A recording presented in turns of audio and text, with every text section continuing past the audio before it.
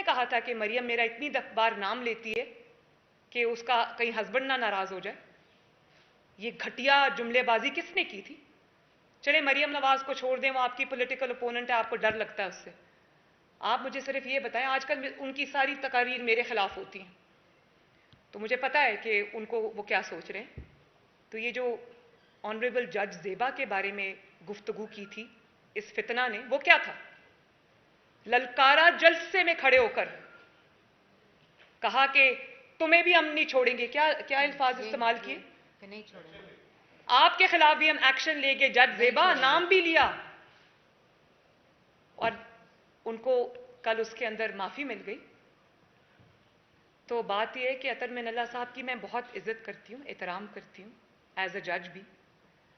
तो उन्होंने माफ़ी दे दी, बड़े दिल का मुजाहरा किया, दरगुजर का मुजाहरा किया। लेकिन मैं अदलिया से बड़े अदब से ये कहना चाहती हूँ कि ये फराख दिली का मुजाहरा जो है ना, इस किस्म के शैतानी जहन के इंसान के साथ नहीं किया जाता। अगर आप इस किस्म के इंसान को माफ़ करेंगे, जिसका काम ही यही है कि पहले जलसों में खड़े होकर बदतमीज़ी करो, जुमले कसो, इल्ज़ाम लगाओ, भले बाद में वो इल्ज़ाम का धड़न तख्ता हो जाए, लेकिन वो बहुत सालों से यही करता आ रहा है। और जब कानून के शिकंजे में गर्दन फंसती हुई नजर आए तो जाके माफ़ी मांग लो। और आपका क्या ख्याल है कि जब वो जज ज़ेबा से माफ़ी मांगने गए थे तो वो इसलिए माफ़ी मांगने गए थे कि उनको लगा था उनसे गलती हुई है? उनका ट्रैक रिकॉर्ड उठा के चेक कर लें।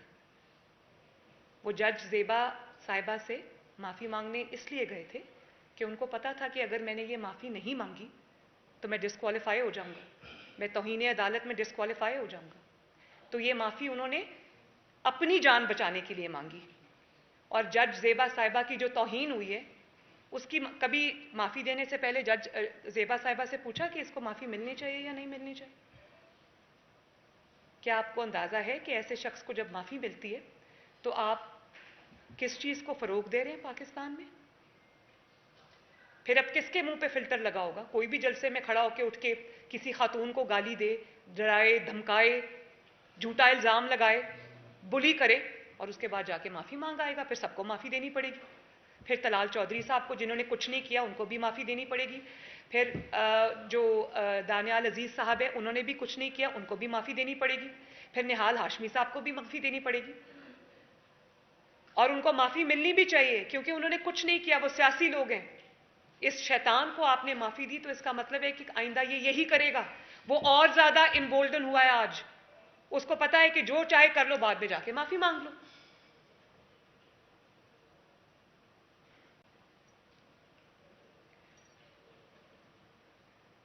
और देखें, एक और मेरी नज़र से वीडियो गुजरी।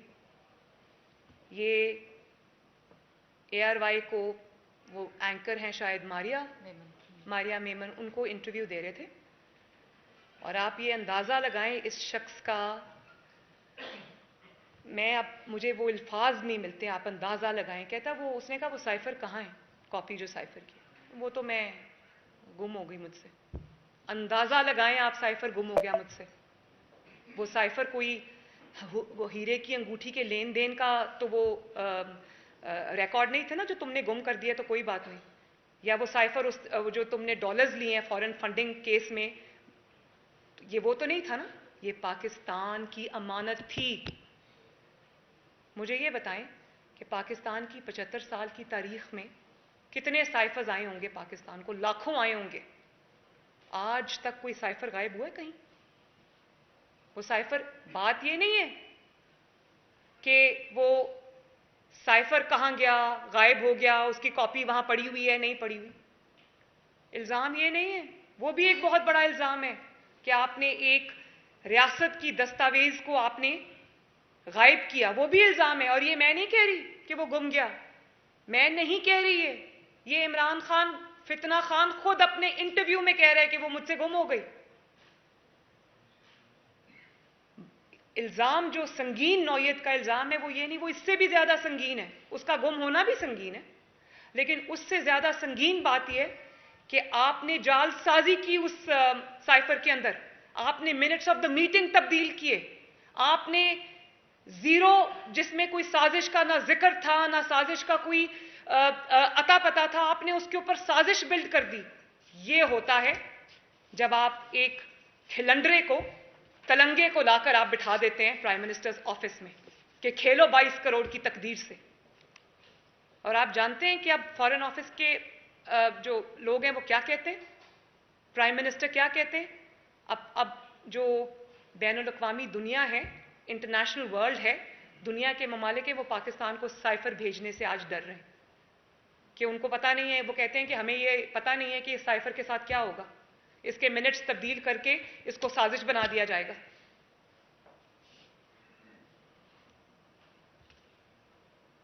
और फिर आपने उस झूठे साइफर की बुनियाद पर, उस टैंपरिंग की बुनियाद पर, उस फोर्जरी की बुनियाद पर आपने पार्लियामेंट तोड़ दी और रोना धोना शुरू कर दिया। जब आप झूठ बोलते हैं, साजिश घड़ते हैं, तो ये तो फिर होना था ना, आपने रोना था, क्योंकि झूठ की शेल्फ लाइफ नहीं होती। और उस पर आपकी इतनी हिम्मत कि आपने टैक्सला के जलसे में खड़े होकर जो बातें आपने की, जिस किस्म के रकीक हमले आपने इंस्टीट्यूशंस पे किए, आपको शर्म आनी चाहिए। मैं आपको अभी कुछ वीडियोस दिखाती हूं और आप वो वीडियो देखें, उसके बाद हम बात करेंगे। लगाएं जी वीडियो।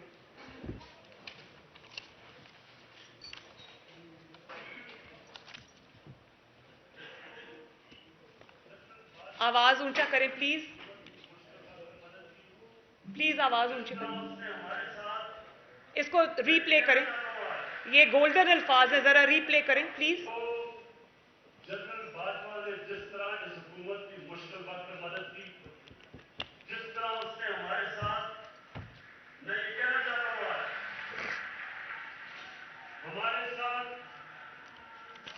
अभी कराची में मदद की, जब वो बारिशें आ रही थी, जो हमारे साथ कोरोना के अंदर पूरी तरह मदद की, जो हमारे पास जब एक मुल्क पे पैसा नहीं था, 2 साल पाकिस्तान की फौज ने असल में अपने डिफेंस एक्सपेंडिचर पे कट किया, क्योंकि उनको फिक्र थी कि पाकिस्तान के पास पैसा नहीं है।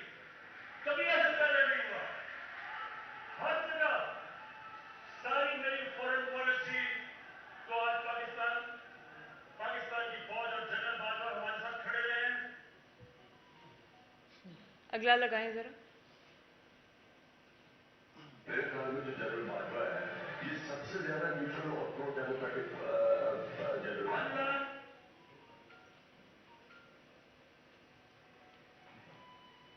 जो इन चोरों को रोक सकते थे, जो इस साजिश को कामयाब होने से रोक सकते थे, मेरा सबसे सवाल है कि क्या आप अगर ये समझते हैं कि कौम आपको माफ कर देगी, कि आप कहती हम न्यूट्रल हैं, कौम नहीं माफ करेगी।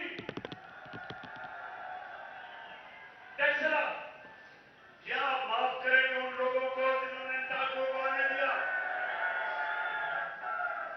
क्या मेरी बहनों मुझे बताएं, क्या आप अपने चौकीदार को माफ करेंगे? नहीं। अगर आपके घर पे डाका पड़े और चौकीदार कहे मैं न्यूट्रल हूं, आप माफ करेंगे? मुल्क तबाही की तरफ जा रहा है, माशत तबाह कर दी, लोगों का महंगाई की दलदल में फंसा दिया, और इन चोरों को ऊपर बैठा के इनके केसेस माफ हो गए, और हम कहें जी मैं तो न्यूट्रल हूं। मुल्क तबाही की तरफ जा रहा है, कौन सब उन लोगों की तरफ देखती है, उम्मीदवारों की तरफ देखती है जो इनको रोक सकते थे, इन चोरों को, और जो ये देख रहे हैं कि एक के बाद दूसरा वो साकार आ गया। मैं सारी कौम के सामने कह रहा हूं कि जब तक इससे डील नहीं हुई और इसको ताकतवर हल जालसाजी पर चलता हो, खुफिया मुलाकातों पर चलता हो, वो शख्स ये आज इसहाक डार पे इल्ज़ाम लगा रहा है। उस पर मैं बात कर चुकी हूँ, लेकिन आपने पहली 2 वीडियोस देखी जिसमें ये फितना जो है ये तारीफ कर रहा है अफवाज पाकिस्तान की, जनरल बाजवा की तारीफ कर रहा है। और आखिरी वीडियो आपने देखी है परसों टैक्सला के जलसे की वीडियो है। तो इन दो वीडियोस में क्या फर्क है? उसमें इक्तदार और कुर्सी का फर्क है। जब इक्तदार में थे तो जनरल बाजवा भी बहुत अच्छे थे, आर्म्ड फोर्सेस भी बहुत अच्छी थी, अफवाज पाकिस्तान भी बहुत अच्छे थे, क्योंकि वो हर चीज़ में इनकी मदद करते थे, क्योंकि उन्होंने हर चीज़ में इनको सपोर्ट किया, तो वो बहुत अच्छे थे। और अब ओनली 6 months अपार्ट आज की गुफ्तगू सुन लें जो टैक्सला के जलसे में किए। फर्क क्या है? फर्क सिर्फ ये है कि अब ना इक्तदार रहा ना कुर्सी रही। फर्क ये है कि एक पहला शख्स है पाकिस्तान की तारीख का जिसने न्यूट्रल जैसे लफ्ज को गाली बना दिया, उसको इल्जाम बना दिया। क्यों बनाया? न्यूट्रल लफ्ज को, जो आपका आईन कहता है, जो आपका कानून कहता है, आपने उसको गाली क्यों बना दिया? क्योंकि आपकी नैपीज बदलने से इनकार हो गया। आपकी बैसाखियां जिस पे आप 4 साल खड़े रहे, 2011 में जो बैसाखियां आपको मिली वो आपसे ले ली गई, क्योंकि आप उन बैसाखियों के भी अहल नहीं थे। आप इतने ना अहल और ना लायक शख्स थे कि बैसाखियां भी आपको खड़ा नहीं कर सकी। भाई इतनी आपको, अगर आप हर रोज कहते हैं मैं बड़ा मकबूल हूं, तो अगर इतनी मकबूलियत पे आपको अपनी मकबूलियत पे आपको इन्हिसार है, तो क्यों बार बार न्यूट्रल से फरियादें कर रहे हैं? क्यों बार बार उनको मजबूर कर रहे हैं कि वो अपने हल्फ से पीछे हटें और आके आपकी मदद करें? ये स्टेटमेंट्स नहीं है, ये दुहाइयां हैं जो वो दे रहे हैं कि खुदा के वास्ते मेरी आंख बन जाएं, मेरे नाक बन जाएं, मेरे हाथ बन जाएं, जैसे कि 2018 के इलेक्शंस में वो बने थे। ये एक ही शख्स की गुफ्तगू है, ये दो अशखास की गुफ्तगू नहीं है, ये 2 लोगों की गुफ्तगू नहीं है, ये एक ही शख्स की गुफ्तगू है जिसका नाम इमरान खान है।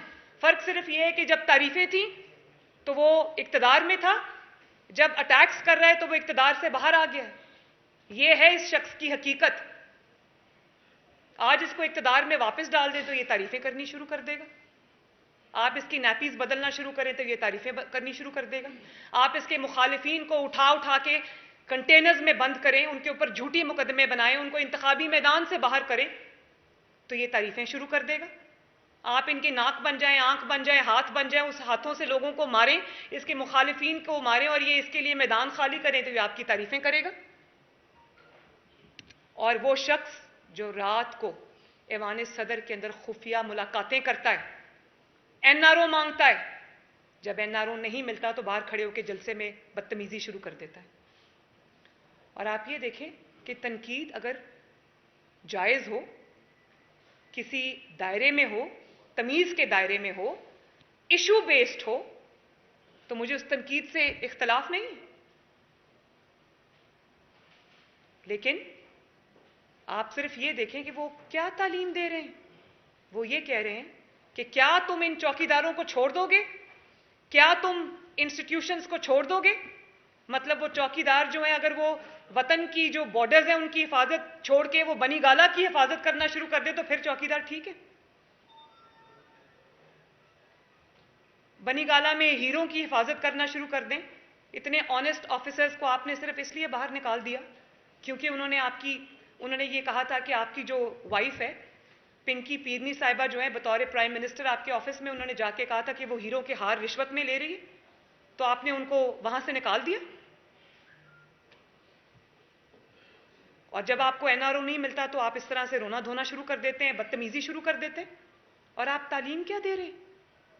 वही जो आपने पीटीआई के लोगों को, जब मरियम औरंगजेब के साथ जो लंदन में हुआ, क्या आप लोगों को तरगीब दे रहे हैं कि जो सिपाही अपनी जानें कुर्बान करते हैं सियाचिन बॉर्डर्स पे खड़े होकर, आज भी जो जंग है इसकी जो दहशतगर्दी की जो जंग है उसमें आज भी जवान भी अपनी जानें दे रहे हैं, ऑफिसर्स भी अपनी जानें दे रहे हैं। और इक़्तिदार में आप ये बातें करते हैं, इक़्तिदार से जब आप बाहर आते हैं, हेलीकॉप्टर क्रैश होता है, उसमें आपके जनरल से लेकर नीचे छोटे सिपाही तक शहीद हो जाते हैं, आपने उनको भी तज़हीक का निशाना बनाया। आपने उनके खिलाफ सोशल मीडिया पे कैंपेन्स चलाए, अरसलान बेटा गद्दारी से लिंक कर दो। ये तो कोई मुल्क का बदतरीन दुश्मन नहीं करेगा। और आज आपको इक़्तिदार नहीं मिलता तो आप इंस्टीट्यूशंस को तनकीद का निशाना बनाते हैं। ईसीपी में क्योंकि आपकी चोरी पकड़ ली, और वो चोरी इतनी बड़ी थी कि वो नहीं छुपा सकते थे उसको, आपको रंगे हाथों पकड़ा। जो 7 साल आप जिस निज़ाम पर सांप बन के बैठे रहे, जनरल पाशा और जनरल ज़हीरुल इस्लाम ने ईसीपी के थ्रू, और आपके नाक कान और आंखों ने ईसीपी के आप में फॉरेन फंडिंग का मुकदमा दबा के रखा। कभी ना कभी उसने सामने आना था ना। जब वो सामने आया तो इतनी ग्लेरिंग चीजें अवाम के सामने आई कि आपने करोड़ों रुपया जो बाहर के ममालिक हैं, दुश्मन ममालिक हैं, उनसे लिया पाकिस्तान को डिस्टेबलाइज करने के लिए, और वही आपने किया। तो जब तक फॉरेन फंडिंग का मामला रफा दफा हुआ था, दबा के रखा हुआ था, तब तक ईसीपी का चेयरमैन, जिसको आपने खुद लगाया, वो बहुत अच्छा था, वो एक बड़ा ऑनेस्ट ऑफिसर था। जब उसने आपकी चोरी पकड़ ली, जब उसने आपको रंगे हाथों पकड़ा, आपका चेहरा आवाम को दिखाया, तो वो बुरा हो गया, वो करप्ट हो गया।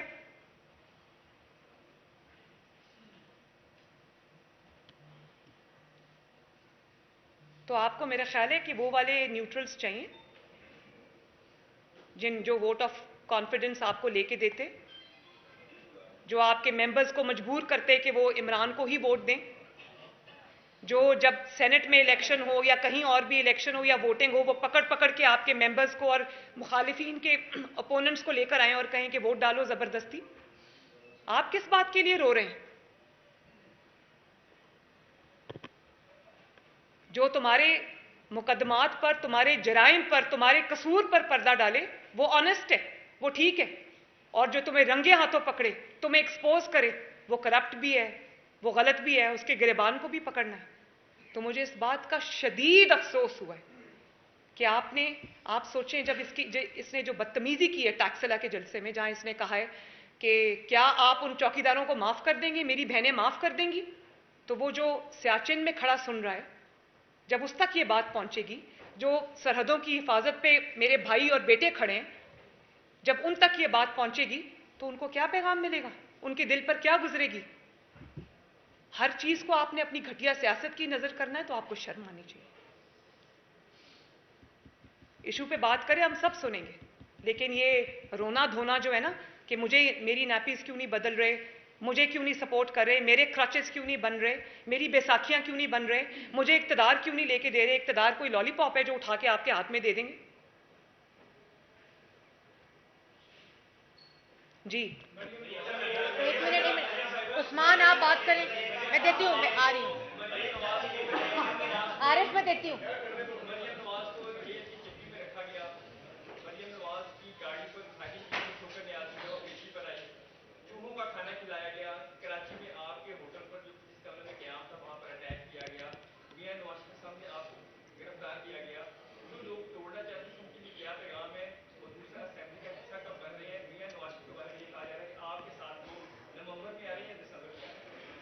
अल्लाह ताला करे कि वो मेरे साथ वापस आएं, और अब उनको कब वापस आना है इंशाअल्लाह ताला, क्योंकि मेरे केस के थ्रू, केस वो मेरा था लेकिन उससे ज़्यादा बेगुनाही मियाँ नवाज शरीफ की साबित हुई है। क्योंकि मियाँ नवाज शरीफ पर केस ही ये था कि जिस केस में वो बेचारों उनको सज़ा मिली है, उन पर केस ही ये था कि प्रॉपर्टीज़ उनकी हैं जो उनकी नहीं निकली। और आज ये जो एनआरओ का राग अलाप रहा है ना, मुझे सिर्फ ये बताएं कि मैंने एक केस किया हो पैनामा का, उस वक्त तो बड़ा अदालतों में जाकर, जब पैनामा का केस सुप्रीम कोर्ट में चल रहा था, पूरी पीटीआई इमरान खान समेत फ्रंट रोज पे टांग रख के बैठी होती थी, और अपने मनपसंद सहाफी भी वहां बिठाए हुए थे।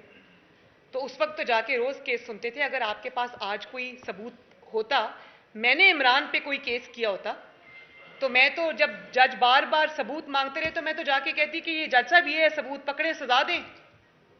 नवाज शरीफ के खिलाफ, मेरे खिलाफ तो जज साहब बार बार सबूत मांगते रहे, वो सबूत नहीं मिला।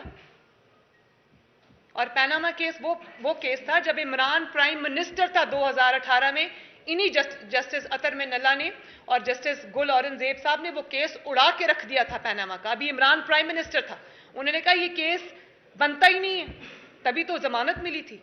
तो आप उस केस को आप एनआरओ कह रहे। और नवाज शरीफ का रास्ता अब अल्हम्दुलिल्लाह साफ है। सिर्फ अब एक एप्लीकेशन देनी है कोर्ट में कि क्योंकि ये साबित नहीं हो सका जो उन पे झूठा इल्ज़ाम लगाया गया था, तो वो हम देंगे एप्लीकेशन, लेकिन टाइमिंग का फैसला अल्लाह ताला को पता है, मियाँ साहब आप खुद करेंगे, लेकिन वो बहुत जल्द अपने वतन वापस आएंगे। दूसरी बात आपने क्या की, जो लोग मुझे तोड़ना चाहते थे उनकी मैं शुक्रिया अदा करना चाहती हूँ कि उन्हीं की वजह से आज मेरी ट्रेनिंग भी हुई, उन्हीं की वजह से, उनके झूठों की वजह से, उनके इल्ज़ामात की वजह से आज उनका स्याह चेहरा पूरी दुनिया ने देखा। अब वो एनआरओ डील का राग अलापने पर मजबूर हैं, लेकिन अगर कोई हकीकत की आंखों से देखे तो जन्नाटेदार कुदरत का थप्पड़ उनके मुंह पे पड़ा है और उनकी बातों से पता चलता है, फ्रस्ट्रेशन से पता चलता है। तो मैं उनको ये कहना चाहती हूँ, आपका बहुत बहुत शुक्रिया। जी अभी एक मिनट, ऐसे नहीं जी, ऐसे नहीं, आप बात करें।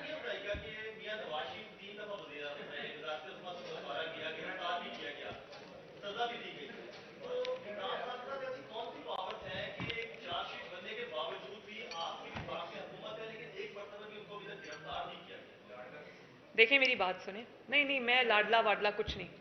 मैंने कहा था कि वो जनूबी पंजाब का होगा, लाडला हमारा नहीं है, लेकिन अगर लाडलेपन ने वो जनूबी पंजाब को भी ये दिन दिखा दिया है कि वो बेचारे को खुद समझ नहीं आ रही कि वो क्या करे, तो इमरान खान साहब के नाम के साथ नहुसत जुड़ी है। जो उनके साथ उनको सपोर्ट करेगा उसको भी मुंह छुपाने की जगह नहीं मिलेगी। जहां तक आपने ये बात की कि क्या सवाल क्या था आपका, बड़ा जरूरी। हाँ हाँ, आपने कहा कि उसको पकड़ते क्यों नहीं। देखिए, एक तो मुझे बड़ी खुशी हुई कि अतर मिन्नल्ला साहब ने उनको माफ़ी दे दी, क्योंकि मैं नहीं चाहती कि वो तौहीन अदालत के मुकदमे में पकड़ा जाए, क्योंकि ये बहरहाल इसकी तौहीन तो हुई है, माफ़ी मिली है, तौहीन तो हुई है, और जज साहब मुझसे बेहतर जानते होंगे जिन्होंने बड़ा दिल किया। मैं नहीं चाहती कि इसकी इस किस्म के मुकदमे में इसकी पकड़ हो। इसके ऊपर बहुत संगीन किस्म के न सिर्फ इल्ज़ामात हैं, बल्कि उन इल्ज़ामात के इतने बड़े बड़े सबूत मौजूद हैं कि ये दुनिया, पाकिस्तान क्या, ये दुनिया की किसी अदालत से नहीं बच सकता।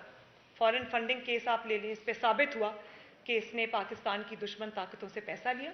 ना सिर्फ पैसा लिया, लाखों डॉलर लिए, उनको अपनी जेब में डाला, मुलाजमों के नाम पर वो मंगवाए, अपने जमात के अरकान के नाम पर मंगवाए, और उसके बाद अपने दस्तखतों से मंगवाए। और कहे दस्तखत मुझे नहीं पता था मैं कर रहा हूँ। बड़ी अच्छी बात है जी, आप क्लास 4 में पढ़ते हैं, आपको पता नहीं चला कि किसने आपसे दस्तखत करा लिए। और उसके बाद आपने मिस डिक्लेरेशंस की। सब केसेस का जो बाप है ना, हालांकि इसके सारे जराइम संगीन है, ये साइफर वाला जुर्म भी संगीन है, तोशाखाना जुर्म भी संगीन है, तौहीन वाला जुर्म भी संगीन है, लेकिन सब केसेस का बाप फॉरेन फंडिंग है।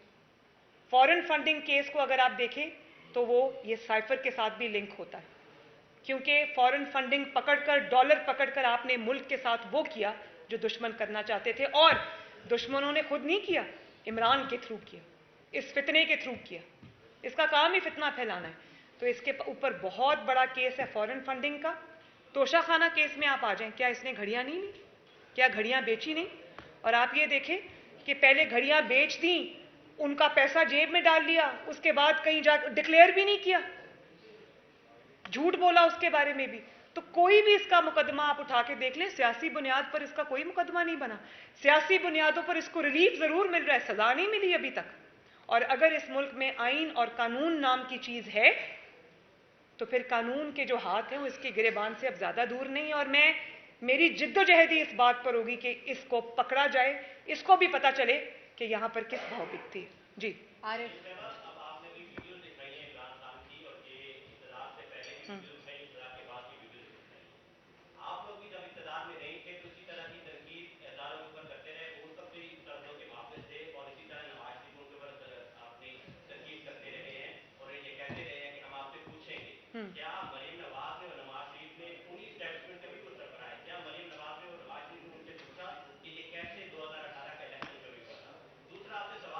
एक मिनट, पहले एक सवाल का जवाब देखें। जो बात ये फितना करता है और जो बात हम करते हैं उसमें बुनियादी फर्क है, बहुत बड़ा फर्क है। आप दो चीजों को कंपेयर नहीं कर सकते। नवाज शरीफ साहब क्या कहते थे? नवाज शरीफ साहब ये कहते थे कि आप इस फितने को लेकर आए हैं, इस फितने ने मुल्क की मईशत तबाह की है, इस मुल्क के साथ उसने खेला है। वो जो कहता है ना मैं इस पे सिर्फ खेलना है, तो उन्होंने यही कहा इस मुल्क की तकदीर के साथ उसने खेला है। आज भी जो IMF की शराइत पर हम महंगाई जो हो रही है और जो मईशत का हाल है वो वहीं पर जाता है, उसके सिरे भी इस फितने से मिलते हैं। तो नवाज शरीफ साहब ने कहा कि ये ना करें, ये जो सियासत है ये आपका काम नहीं है, ये आप छोड़ दें सियासतदानों पर और आप अपने आईनी और कानूनी रोल तक महदूद हो जाएं। ये क्या कह रहा है? फितना क्या कह रहा है? फितना ये कह रहा है कि नवाज आप अपने आईनी रोल से इनहराफ करें, आप वो जो पाकिस्तान के आइन और कानून ने रेड लाइंस लगाई हैं आप वो क्रॉस करें, मेरी मदद करें, मेरी बैसाखियां बने, मेरे आंख बने, मेरे नाक बने, मेरे हाथ बने, मेरे मुखालिफिन को मारें, तभी मैं आपको मानूंगा, वरना मैं आपको नहीं मानता। ये है बुनियादी फर्क। इस फर्क को जान के जियो।